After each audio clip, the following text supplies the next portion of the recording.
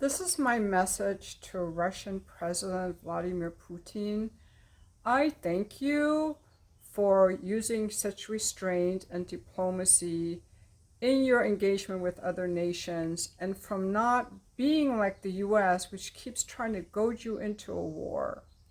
I'm so thankful to you, and I just want to say that there are so many Americans who are on the side of not having all these wars. We do not like what our government is doing in promoting and encouraging and goading you into war. And if it weren't for your restraint, we would all be in a huge war by now. So thank you so much. I'm sure he's never going to watch this, but just in case they have like spies, I just think we should say that not all the Americans are for all these wars. What I want to point out is that whereas the US is busy bombing children in Gaza, don't forget, we are bombing hospitals, food relief, bombing children and women in Gaza on purpose. Russia so far has not killed one civilian in their war in Ukraine, or what they call the special military operations. Not one. We haven't heard of one. We've heard some misinformation.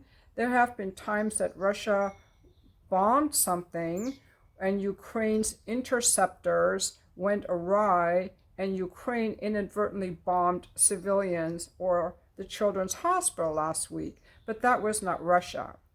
Okay? Now, while Biden is going around in NATO this week talking about sending more weapons and doing more war, Russia is just trying to get a neutral country, neutral area on their border. Russia is busy making deals and alliances with so many countries. Let's just have a look at some of them. And I'm going to just bring you some little clips that are on Twitter because that's the easiest place to find them.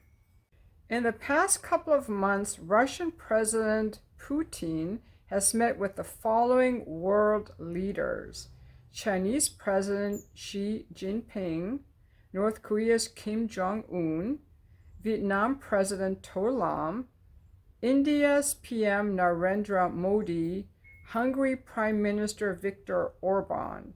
There's a beautiful video I wanted to show you about the greeting between Putin and Orban.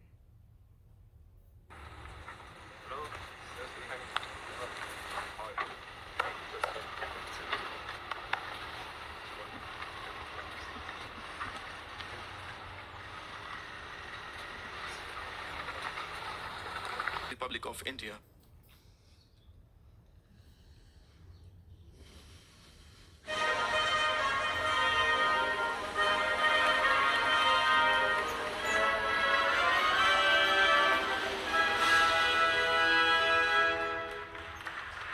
Das Modi, the Honorable Prime. I just find that so heartwarming because the way that these foreign leaders greet their guests has a lot to say. Because when we sent, I think it was Blinken or some other people went to China, the leader of China did not even come out, or there was no red carpet. So the way they greet you, who they send to meet you at the airport, whether they just shake your hand or give you a garland, this all says a lot about how much they respect you and value your relationship. I also want to say that Viktor Orban said that Putin is a very rational person.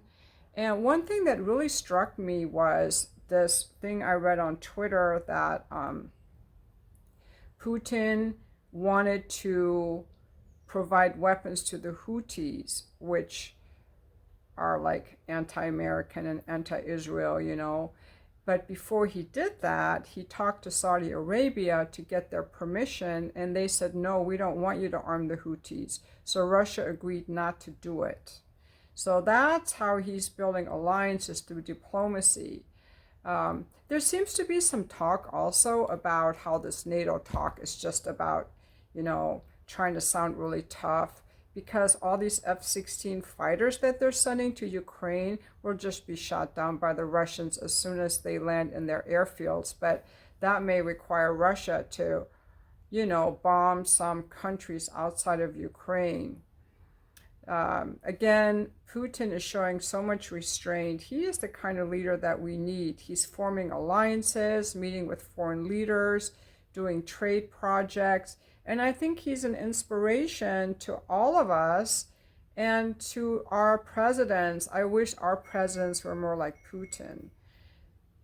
Anyway, there are many of us who are grateful to him, because if he was as irrational and warmongering as the US, we would have all been annihilated. One more thing I want to say, it's the US that withdrew from their treaties about not building more weapons, and the US, I don't know under which presidents, withdrew from the treaty with Iran and withdrew from the treaty with Russia. It's the US that's withdrawing from treaties, building up arms like a sputtering empire in decline that's trying to hold on to power at any moment. And declining empires, like abusive boyfriends, are very dangerous. So that's why we need calm heads to deal with these very dangerous US leaders. We need calm leaders to interact with the very dangerous US that starts wars and kills civilians and does coups everywhere. I haven't heard of Russia doing any coups. It's all media propaganda. Wake up. Thank God we have YouTube. And I mean, if Putin was here, if I could, I would just, I would just bow to him. Honestly, I would just bow to his feet. Is what I would do. If he was right here in front of me, I would actually just bow my head to him in a silent prayer, because he is what's keeping us from World War III. And it could be because Russia lost 20 million men in World War II. I think the US lost hardly any. So they don't want a war. They want to build. They want to build and not destroy. It's very dear to my heart when I see people who want to build rather than destroy. So I just have to give a big shout out to Putin.